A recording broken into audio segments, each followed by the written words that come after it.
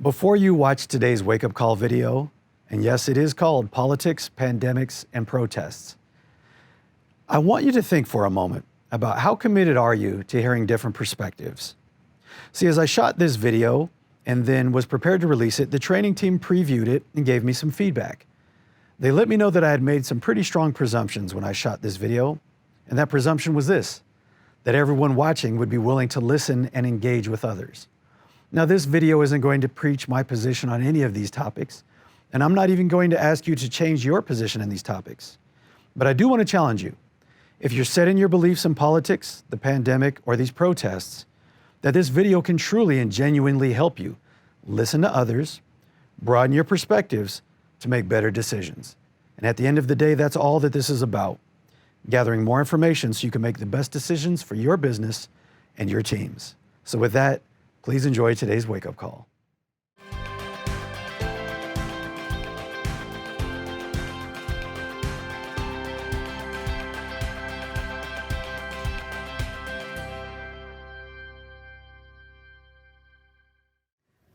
Hey, Julian Skadden here, the Vice President of Operations at Nexstar Network, and I'm usually behind the scenes. I'm an operator.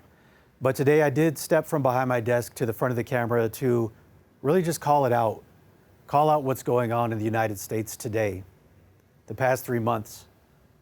And even though we have sound principles in our training and our coaching, I think it's all right. I think it's okay for us to step out a little bit and talk about what's going on in the world, because it is impacting your business without a doubt. And I promise you that by the end of this video, as we always do, we're going to have some tools, some resources. By the end of this video, you will be empowered in every relationship you have. I promise you that. So stick with me. I'll give you a few tools, but first I want to frame some context. Okay, one of the timeless leadership lessons that we have here at Nexstar that's only become more true for me in recent days is that your conversations equal your relationships. And what I mean by that when I say it that way is that if your conversations are non-existent, then your relationships are non-existent. That if your conversations are rushed, then that relationship to the other person probably feels pretty rushed.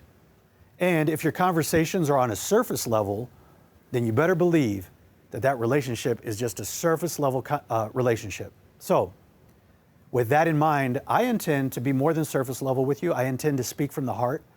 I intend to share an analogy here with the intent to help, because I'm not going to beat around the bush. There are conversations that we don't like to have and that I personally avoid many times in general settings. One of them is politics. I don't like to talk about politics. I don't like to hear about your politics. This is an election year, so I'm gearing up for it. I was getting ready for it. And then we were told that there's a global pandemic. And the pandemic created a lot of thoughts: fear, anxiety, anger, anxiousness, loneliness, separation. So we had politics, then we had a pandemic. And then we had some protests due to injustice, the killing of unarmed citizens. There's a lot going on right now more than ever. Your job as a leader, your job as a technician, a CSR, DSR, warehouse worker, accountant, everyone just got elevated to a leader. Everyone's opinion just got amplified through social media.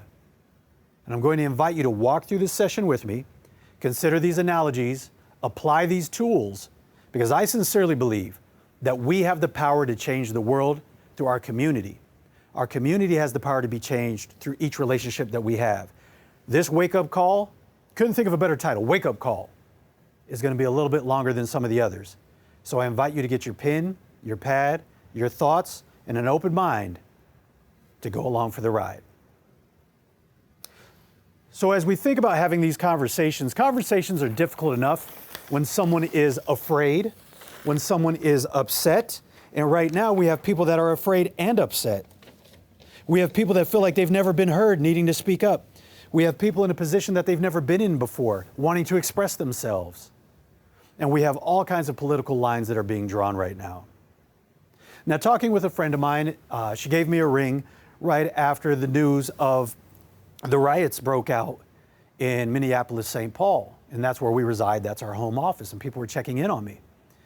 And my friend was a little upset, though. She said she was checking in on all of her friends.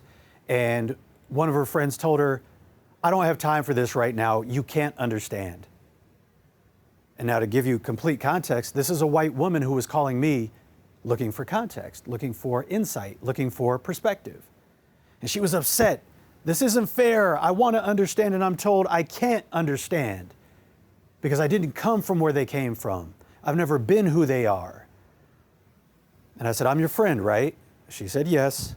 I said, do I have permission to challenge you? She said, yes. Because she trusts me, and I'm asking you to trust me too. I'm going to challenge you in just the same way. And I'll just walk you through the conversation I had with her. I said, well, Nat, is it fair that if you told me you were pregnant, that I told you I could completely understand? I've had 5 kids. Even that language, I've had 5 kids. Where my wife is the one who had the experience of realizing she was pregnant, carrying the baby, the cravings and the cramps and the pains, the discomfort, and ultimately gave labor. Yes, I held her hand. I was there through the labor. I was there for the 9 months. I was there before, and I'm there today. I'm there after. But can I truly say that I understand what it's like to be pregnant? Is it fair for me to say that I can't understand? And she agreed. She said, okay, I see where you're going. But this person wouldn't talk to me. They shut the conversation down. I said, I understand that. That's not fair to you, and I get that. But for right now, can we move forward agreeing that there are some things that you cannot understand? She said, yep, got it, like it, I understand. Cool. I'll never understand what it's like to be pregnant. You'll never understand what it's like to be black. And we can move forward. But you can do this. You can be a good partner. I can look for those cravings. I can look to help out. I can see when my wife needs another pillow, or I can just notice things. And when I don't notice things, I can ask. And that's being a great partner. Now let's transition this back to what some of you are experiencing in your business, and a concept that I want you to think about as well as this one, that you have certain partners in your business that you can't understand. And when I use the term partner, I'm not talking about business partners from a financial investment standpoint. I'm saying that everyone that helps you execute your business is a partner in some form or fashion. You rely on each other. And yet what I felt when some of you, because some of you members have called me for perspective as well, and I welcome those conversations, but what I'm feeling is that you're wanting to jump ahead with all of the tension, with all of the situation, with everything that's going on. It's almost like the world is in labor right now, if we can go back to the pregnancy analogy. We're in labor right now. You didn't notice the pains, you didn't notice the cravings, and now we're in labor. And if you haven't told your wife that you loved her until she's in labor, she's probably not listening really well. But let's focus on being a good partner first. Because what I hear from some of you is you're wanting to jump right into being an advocate. So a partner, by definition, is a pair of people focused on an initiative together. That's all partner means. So that applies to business, to every position. What advocate means, by definition, is that you recommend or support someone in a public forum. So this is your public recommendation or support. We've got to be a good partner first. I'd say an advocate is public, a partner is private. And we've got to do the work here first. So what can we do to be a great partner before we start focusing on how to be a great advocate? Okay, some of you have got this down and you're moving into this phase, but I'm still going to invite you to work backwards and think about your partner activities. All right. As a partner, I talked about this a little bit. How can you be proactive? Be on the lookout. Look for ways to serve, look for areas of discomfort. Look for those little things. You know, is someone starting to come to work later? Are they not dressing as clean? Are they a little bit withdrawn in meetings? And if you just go, well, you know, that's personal. That's not my business. Well, guess what, y'all? What we found out this year, personal issues are very much a part of business. All right? If this quarantine didn't make it evident, then these riots sure have. We need to understand how our employees or our partners are feeling on a personal level. So be proactive. Be on the lookout for the signs. Now, as you see those signs, you have to ask these questions, and they're prescriptive, the 3 that I've chosen, but you've got to be willing to listen. Don't even do this work if you don't mean it. First, check your intent. Do you want to be an advocate in public to look good for your friends and your peers? Or are you willing to put in the work of being a partner? Did I want to have a child so someday I could say I raised a child who became a senator or something that I thought was a great achievement? Or did I become a parent to change dirty diapers, to wake up at 2 a.m., to go to the hospital when they break their arm? Is that why I became? Because that's partner activities, all right? I was never focused on the public perception. I was willing to do the partner work. Here's the 3 questions. How are you? I'm fine is never an acceptable answer. How are you really? I'm okay, I just don't want to talk right now. Okay, I can accept that. I can accept that. When you're ready to talk, I want to be here for you. And I want you to help me understand. So when someone says, you can't understand, you can help me understand. I know I can never be in your shoes. I can never have experienced what you experienced. Help me understand. And then, and only then when you've listened, can you ask this question, which begins to move into advocacy: how can I support you? And now let's be clear, through all of this listening, at no point do you have to agree or align with the things they share with you. You don't have to do everything that they say. When they say, how can I support you? And they say, well, give me 90 days off with pay so I can grieve. You don't have to agree to that, but you should listen. And as you're listening, a trainer at one of the organizations here in Nexstar, his name's Jack Needham, great man. He taught us this, and we've adopted it to our training, is just listen for the last 3 words. So if you're listening for the last 3 words, that just means you're listening intently the entire time, because you don't know what the last 3 words are going to be. So you're asking the questions, and you're listening for the last 3 words. And then wait 3 beats. 1 1,000, 2 1,000, 3 1,000 before you speak. And even when you speak, you may say something like, tell me more. Help me understand. Keep going. What we found is that when you wait those 3 beats, most people, once they start, when they say, you couldn't understand, I'll never tell you, help me understand. I want to support you. This is important to me that I hear your voice. And as soon as they start, usually, and then you wait those 3 beats, they'll keep going and you can learn more. And it's cathartic, it's helpful to release, to express what someone's going through. And now on the inside, here's some tools. So these are all external, being proactive, looking out, prescriptive questions, and then listening for the last 3 words and then waiting 3 beats. But on the inside, you know that inner voice is kicking. It's kicking full time with all of your beliefs on politics, all of your beliefs on a pandemic, on your beliefs on whether these protests, riots, rallies, whatever you want to call them. And you're going to have these things that I call yeah buts. Your yeah buts. Yeah, but you don't know what my political party has done for people like you.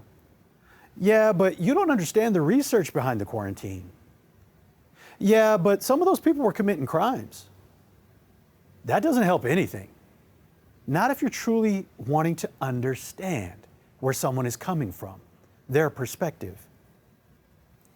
All I'm saying, you're not a bad person for having yeah buts. You just need to be aware that you have yeah buts. We all do. I do. And as some of you have called me, I've had to pause my yeah buts and breathe deeply. Because the other thing to do is to take nice, long, deep breaths.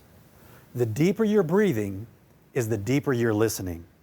And I would find that at times. I found it, trust me, most recently in the last 3 months, we were leaving Leadership Spotlight, and then official tag and title is, it's a pandemic. There's no escape. We get back home and people are scared. And as I was listening to some of our staff, I had my own preconceived beliefs, and I would find my breaths were short, and I was leaning into my yeah buts, ready to respond or to defend. And I remembered this lesson of the deeper that you're breathing, the deeper you're listening. And I found it easier to then focus on the last 3 words. I found it easier to wait 3 beats. So the deeper you're breathing, the deeper you're listening, and avoid your yeah buts. These are the tools that I promised you that will empower and enrich every relationship you have. Because if you think people's personal perceptions did not impact your business before, you know without a doubt they do now. And I'm not asking you to change or alter outside of what your personal beliefs are. I am asking you to be open to the possibility that there are some things in this world that you can't possibly understand. And for those of you watching who are going, yeah, right on, Julian, tell them. They can't understand. Well, here's my personal call out to you, because I used to be that person when I was younger. And I even opened my heart to our staff at our staff meeting last month in the midst of emotion. And I shared there were some things that I never shared with staff that made me a little crabby one day in the office, an interaction I had with a police officer, or an interaction my child had at school that I perceived as racist. But the reality is, everybody has bad days. And it's not right for me to harbor that victim mentality and to bring that anger beneath the surface to the work environment because you can't understand. You know what? If these are my partners, just like I'm asking them to be my partners, anyone who's watching a relationship, imagine back now again that we have the partners, one is pregnant, one is not. And the one that's not pregnant keeps asking the other, what can I get you? What do you need? And all that the pregnant partner kept saying is, you can't understand, you can't understand, you can't understand. From an outsider's view, you would say, that person's a jerk.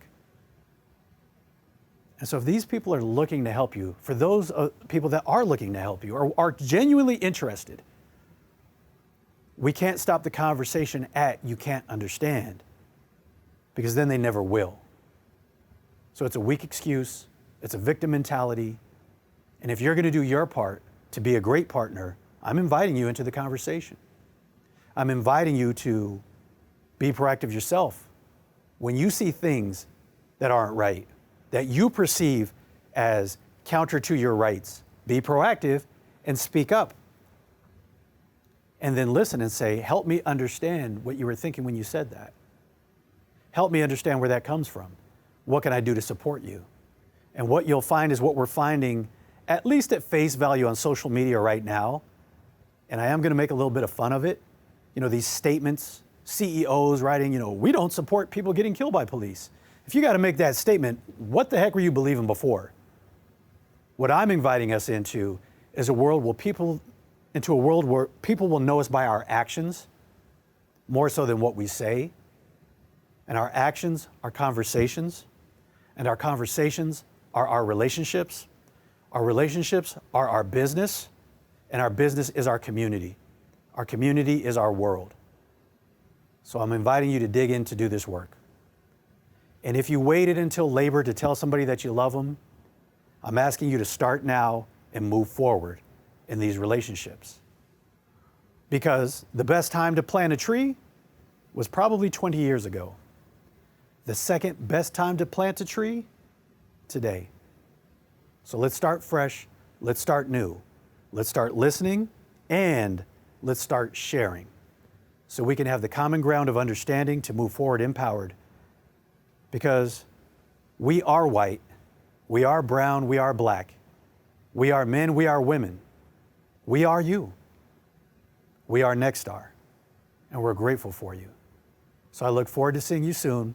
I look forward to the conversations, and I look forward to changing the world. I'm Julian. Thank you.